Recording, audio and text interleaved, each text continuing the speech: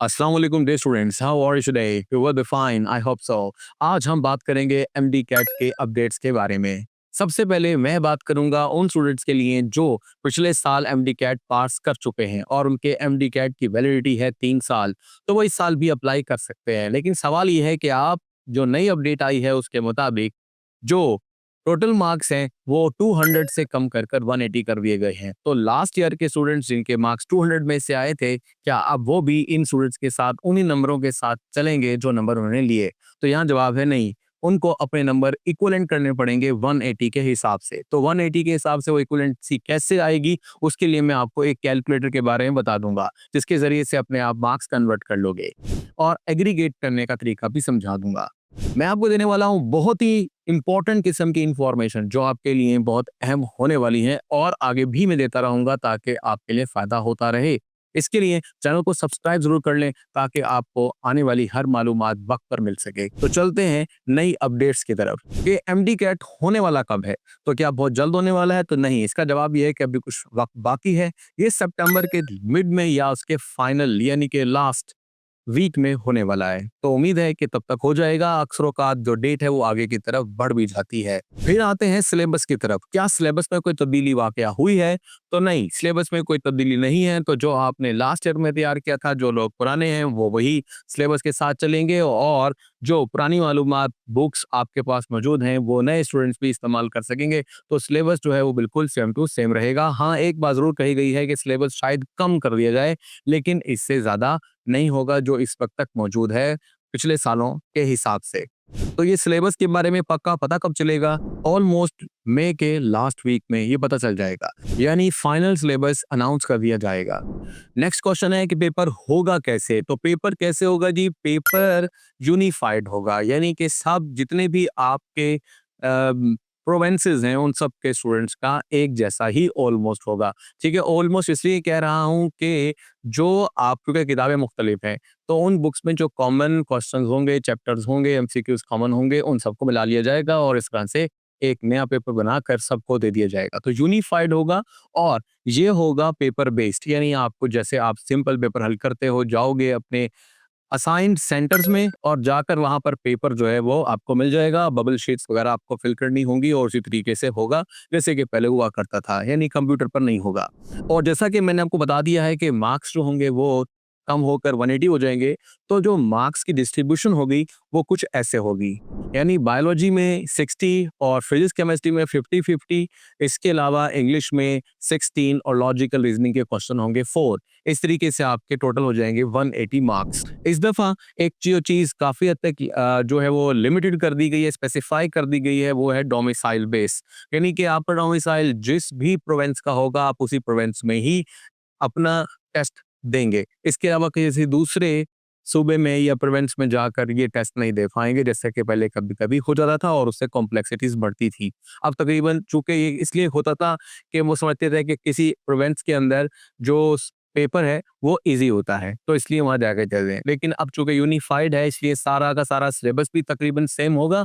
और सेकेंडली जो ये कंडक्शन होगी, इसकी जो बॉडी होगी उसे सेंट्रलाइज्ड होगी। उम्मीद यही है सेंट्रलाइज इस एतबार से होगी कि पीएमडीसी इसको खुद कंडक्ट करवाएगा, यानी कि वो एक मेन बॉडी होगी और बाकी सूबों के अपनी अपनी जो हेल्थ यूनिवर्सिटीज हैं वो ये अपने अपने सूबे में करवाएंगी कंडक्ट, ताकि और उसको रेगुलेट भी करेंगी। यानी इसका मतलब ये होगा कि आपको एक बड़ा बोर्ड तमाम सूबों में रेगुलेट करेगा। तो इस तरह से जो पेपर के अंदर होने वाली डेफिशिएंसीज थी या कहीं पर कोई आसानियां वगैरह मैसर आ जाती थी, तो ऐसा नहीं होगा। इसलिए आप अपने सूबे में ही टेस्ट देंगे।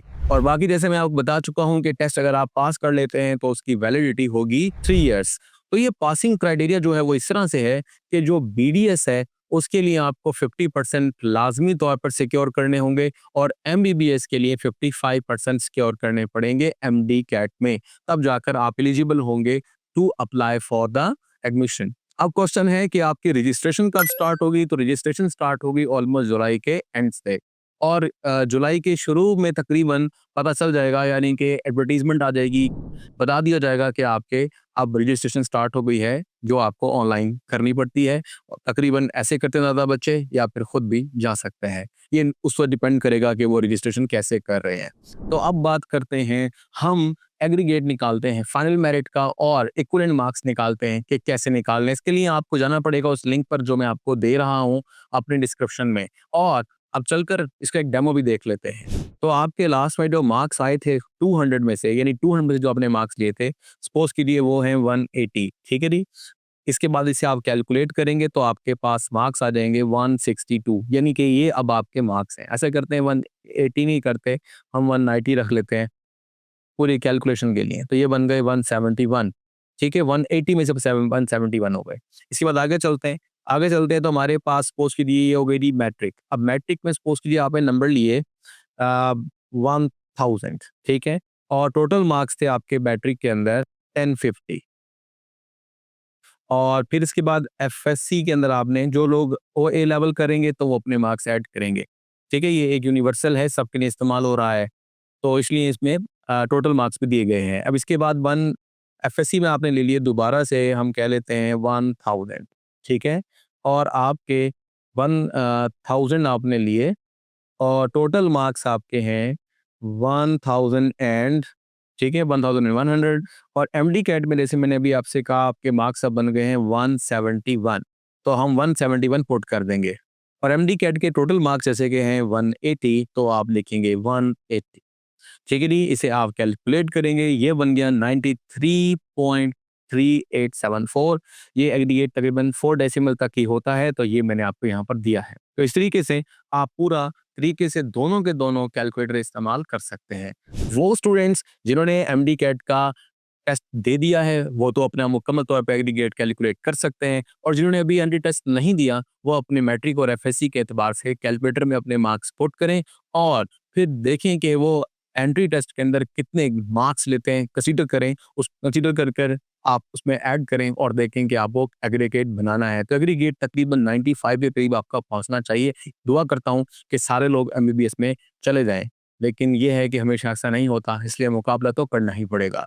जो स्टूडेंट्स इस चैनल को पहले से फॉलो कर रहे हैं उनको तो पता है कि ये चैनल कैसे काम करता है, लेकिन अगर आपने अभी ज्वाइन किया है तो मैं आपको ये बता दूं कि बहुत सारा मटेरियल इस चैनल पर ऑलरेडी मौजूद है एमडी कैट के सिलसिले में। तो अगर आपने शुरू करनी है एमडी कैट की तैयारी तो मैं आपको एक लिंक दूंगा प्लेलिस्ट का, उसमें बहुत सारे वो क्वेश्चन मौजूद हैं जो पिछले सालों में भी आ चुके हैं, और इसके साथ साथ वो इतने अहम हैं कि उसमें जब अगर आपको लॉजिक समझ में आ जाए तो उनको समझकर आप बहुत सारे क्वेश्चंस कर सकते हैं। तो मैं चैप्टर 1 से रिलेटेड आपको बहुत सारी मालूमात डिस्क्रिप्शन में देने वाला हूं, वहां पर आप देख सकते हैं। ऐसी यूजफुल मालूमात के लिए चैनल को सब्सक्राइब जरूर कर लें ताकि हर आने वाली अपडेट आपको वक्त पर मिल सके, इसलिए बेल आइकॉन को भी जरूर हिट कीजिए।